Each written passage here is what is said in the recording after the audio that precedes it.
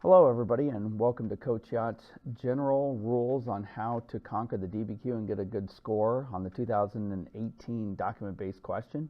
As you can see laid out in front of you are the different points that you are able to get. 1 point is for contextualization, another point is for your thesis.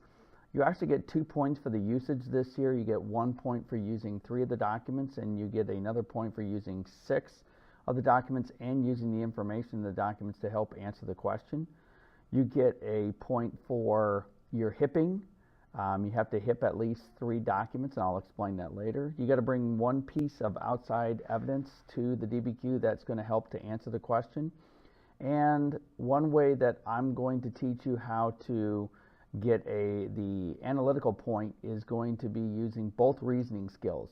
Now, as you can see also, I have written there the synthesis point. This is a way to solidify the final point just in case you happen to screw up the reasoning skill point. You might still be able to get the synthesis point by using making a historical connection, and I will cover that later.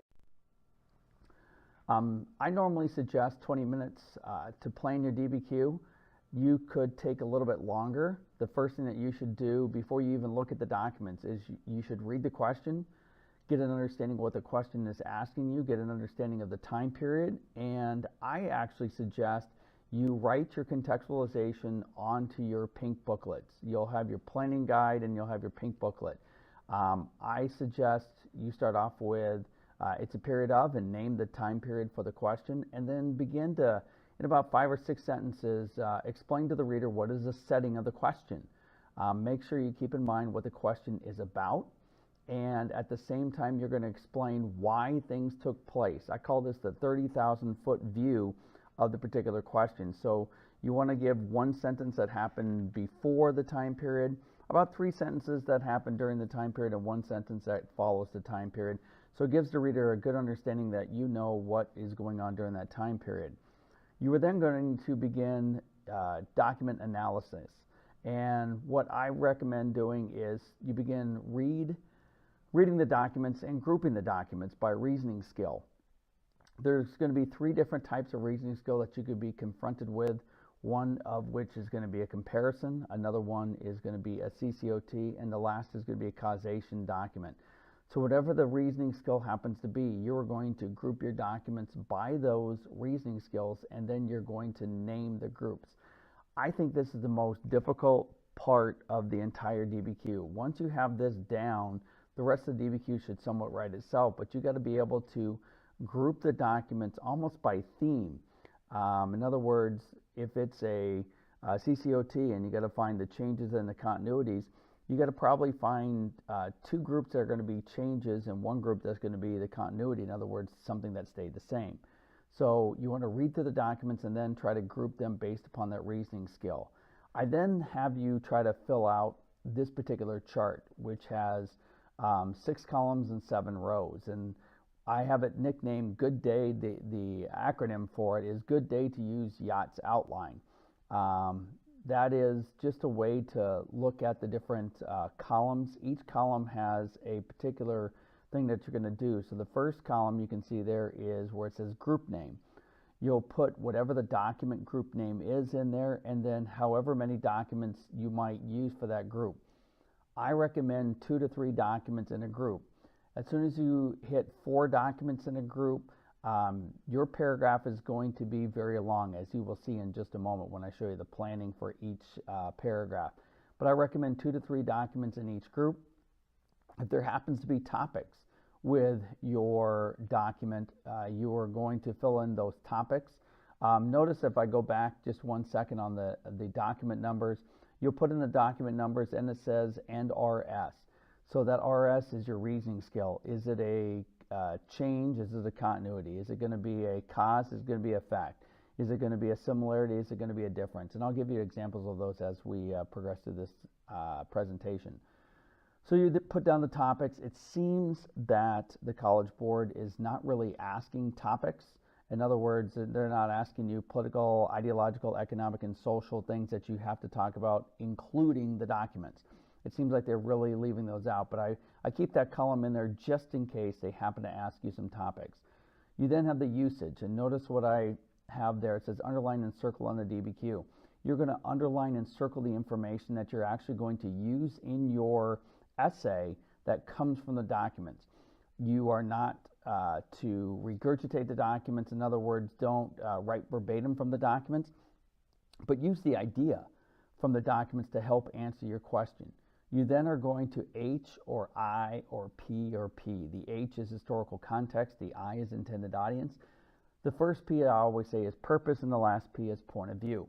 You have to use 3 of those skills, get 3 of those skills correctly on your essay in order to get that hipping point.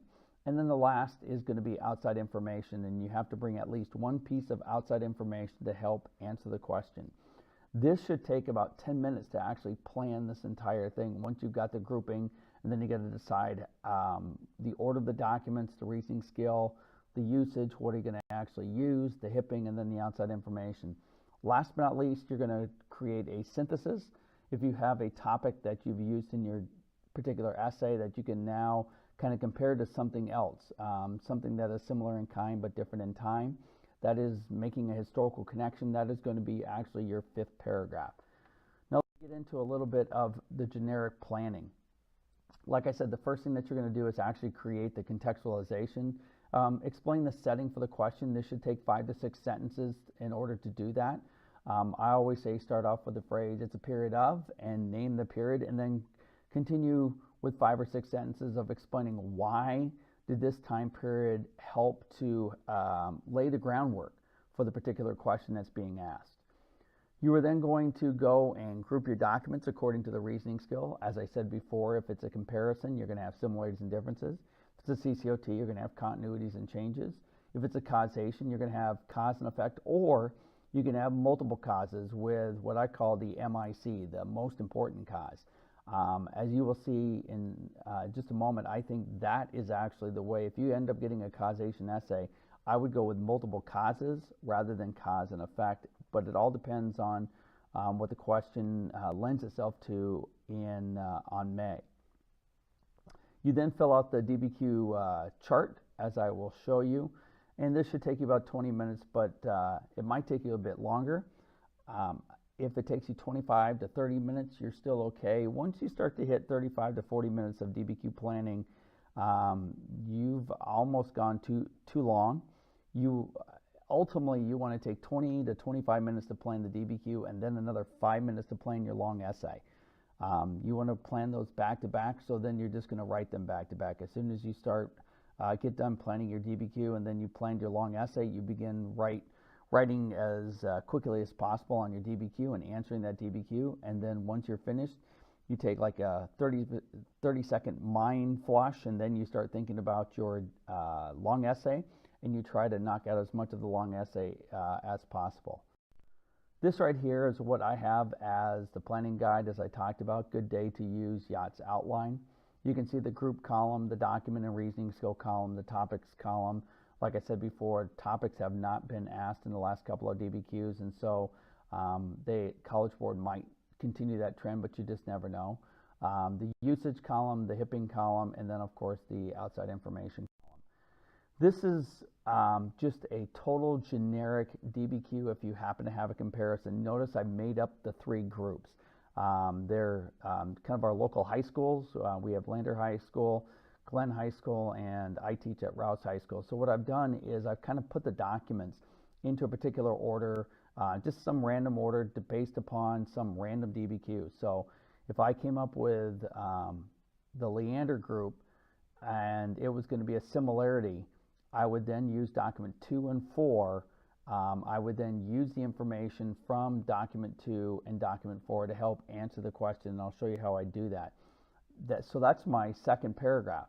My 3rd paragraph would be about Glenn, and I would have 3 similarities in there using documents 1, 3, and 5. But if you notice, I actually am going to use the first P. I'm going to use purpose, and I'm going to make sure that purpose answers the question. And then I have my first piece of outside information to answer the question with document 1. Document 3, I'm also going to use the purpose, and I'm going to use that purpose to answer the question, but I have no outside information. And on document 5, you notice I'm just going to use the information. from document 5 to help answer the question. I don't have any hipping skill or outside information for that particular document. I then go to my however. And so my however is going to be, however, there are differences based upon the question. And so documents 6 and 7 are going to be my differences. I'm going to use the information. I'm going to talk about the purpose. And to use that purpose to answer the question, I'm going to talk about document 7. I'm going to use document 7 to answer the question. Then I'm going to talk about the historical context of document 7 and how that helps to answer the question. Then I'm going to introduce my second piece of outside information to help answer the question. You might ask, why do I do 4 hipping when I'm only required to do 3, just in case I screw one up? And why do I do 2 pieces of outside information instead of 1, just in case I screw that up? Notice, that's a comparison essay. If I were to have a change essay, the only thing that really changed was column 2, where I have all my changes, but then however is going to be my continuity. And if I have a causation essay, notice option 1. I think this one is the best option to go with, that you're going to have 2 causes, but then you're going to have the most important cause.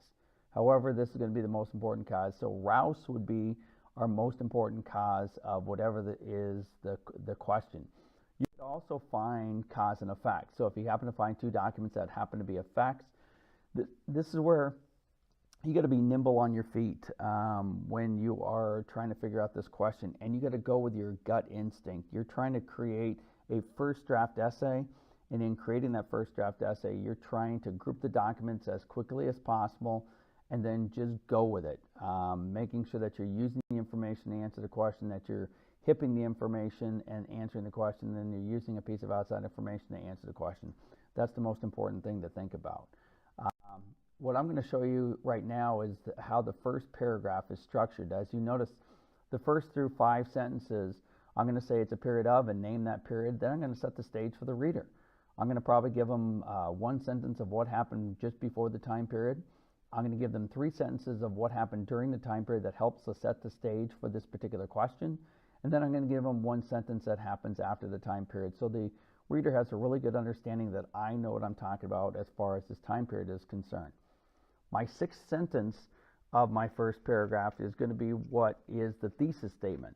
I'm going to actually take a position to answer the question, really using the terms, using the words from the question. And in doing so, I'm going to use my groups, I'm going to use my topics if there are topics, and then I'm going to use the time period to explain to the reader which question I am going to answer. I then am going to create what I call my roadmap. You're going to outline your first group, which on this particular hypothetical case is Leander, by telling the reader how you're going to discuss the group in relation to the question. You then introduce your second group, which is going to be Glenn in this hypothetical scenario, by telling the reader how you're going to discuss this group in relation to the question. And then finally, you're going to introduce your however document. This is your group 3, which is Rouse, and that's going to present your opposite reasoning skill, whatever happens to be the opposite reasoning skill. Your first paragraph is going to be pretty thick. It could be 9 to 10 sentences long. As you notice, what I have written on my particular essay is I have contextualization and thesis crossed out. That is something that I teach my students, that they can write the word in contextualization, cross it out, and then when they get done with contextualization, the first word that they write after contextualization is the word thesis, cross it out, so then I can recognize that they are now beginning their thesis statement. In the first paragraph, you should be able to get 2 points on this DBQ. The mean score typically for DBQ is 2 point something. So if you can get 2 points out of your first paragraph of your DBQ, you've tied the majority of the kids that actually are taking this particular test, and now you're trying to just add to that. Add 3, add 4, add 5 points to this, hoping to get 5 or 6 out of 7. I'd love to get 7 out of 7, but I'll take 5 or 6 out of 7 every time. Your second body paragraph, this is still based upon the generic planning. Your first sentence is going to introduce your first group in a reasoning skill, which is Leander. And then you're going to have your second sentence introduce your first document.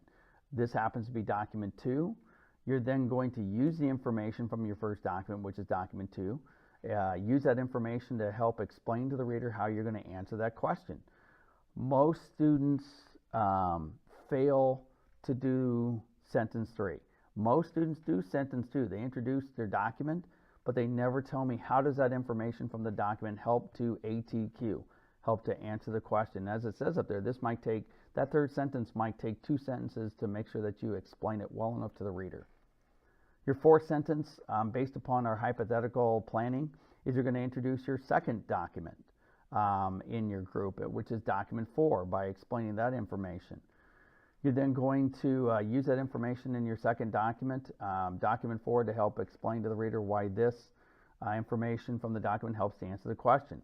Notice in this paragraph there is no hipping or outside information, so you are done with your second body paragraph. But that took 5 sentences and maybe 6 or 7 sentences, depending on how well you use the information from the document to help answer the question. That's the most important thing, to get that second usage point. You get 1 usage point for using 3 documents, but to get that second usage point, you got to use 6 of your documents and got to make sure that you use the information from the documents to help answer the question. I apologize, this next particular third body paragraph is going to get rather small. The first sentence, you're going to introduce your second group, which is the Glenn group and your reasoning skill. You're then going to introduce the first paragraph, which happened to be document 1. You're then going to use that information from document 1 to help answer the question. You then are going to introduce purpose. And I teach my students to literally say the purpose of, and whatever the title of the document of, if it happens to be the Declaration of Independence, the purpose of the Declaration of Independence is, and state what the purpose is, but then explain to the reader why that purpose, why that information helps to answer the question. That's how you get a hipping point. You just can't say the purpose of a document is this. You must use that information to help answer the question. That's the most important thing to remember when going through the hipping of a document. Your sixth sentence is then going to introduce, according to my hypothetical, my first piece of outside information to the reader. I'm then going to explain how that outside information helps to answer the question. I get a lot of times students will just introduce outside information. They'll just drop a piece of outside information in, but they won't tell me how does that outside information help to answer the question. Notice now I'm moving on to my 8th sentence. I'm going to introduce my second document in the group, which is document 3. By using the information, I then repeat almost the same steps. I use the information to help answer the question. And then I'm going to tell the purpose of document 3. I'm going to tell how that purpose from document 3 helps to answer the question. My 12th sentence, I'm going to introduce the third document in the group, which is document 5. I'm then going to use the information from document 5 to help explain to the reader how that information helps to answer the question. Notice that's 13 sentences just for my third body paragraph. Your DBQ, if it's a 1-page DBQ to the reader, it almost is seemingly going to be 1 or 2 points. But if your DBQ is 3 to 4 pages, it automatically gives a little bit of quality, especially if you design it this way. The fourth body paragraph, based upon our hypothetical planning, is going to be our however paragraph. And so I'm going to introduce that however document, making sure I keep in mind the reasoning skill. So I'm going to use the opposite reasoning skill.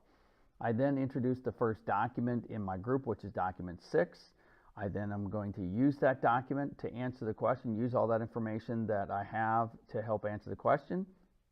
And then I'm going to talk about the purpose of that first document. I'm going to use that purpose information to help answer the question. I'm then going to introduce my second document in the group, which is document 7. I'm going to use that information. Again, I'm going to use that information to help answer the question. I'm going to talk about the historical context of the second document, which is document 7. I'm then going to explain to the reader how does that historical context help to answer the question. Again, that's how you're going to get that hipping point. Don't forget, don't just tell me the historical context of a document. Tell me how does that historical context help to answer the question. ATQ. You always got to remember, every time you put something down on a document-based question, how does that help to answer the question? My 10th sentence is going to introduce a piece of outside information, my second piece of outside information, and then finally I'm going to explain how that outside information helps to answer the question. That also could take 2 to 3 sentences in doing so.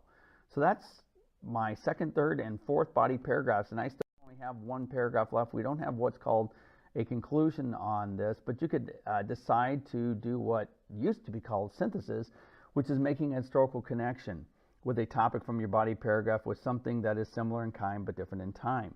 So your first sentence kind of explains that. If you find something in your body paragraph that you can kind of use, for instance, I always like to use the infrastructure in Henry Clay's American System and compare it to Dwight Eisenhower's building of the interstate highways in the 1950s. So what takes place in the early 1800s is going to take place again in the mid 20th century or mid 1900s. You then explain to the reader why. How do these topics, how are they similar in kind but different in time? And notice what it says towards the end, that last sentence. The reader, upon completion of this skill, should understand why these two events have similar historical connections. I think the most important part of the DBQ is this planning guide, because if you use it, you can literally go right through each sentence and making sure that you are identifying your group, you're identifying the document, you're going to use the reasoning skill, you're going to use the information to help answer the question, you're going to hit the information to help answer the question, you're going to use a piece of outside information to help answer the question, and then you repeat and go through all three of these particular groups if you have three groups. This is just an overview of the DBQ. As you can see, just in your introductory paragraph, you should have 2 points. In your body paragraphs, you're going to have the other 5 points, as you can see there, and then you have that elusive last point there with synthesis. And all that synthesis is it makes sure that your reasoning development or analysis is solidified. You don't get to have 8 points, you're only going to have 7 points. But like I said, the goal on the DBQ is 4, 5, 6. If you can score a 4, 5, 6 on the DBQ, you are on your way to scoring a 3, 4, 5 on the AP US History test. If you have any questions, please contact me at michael.yacht, that's HJORT, at leanderisd.org. And I hope you enjoyed this relatively brief overview of the 2018 document-based question.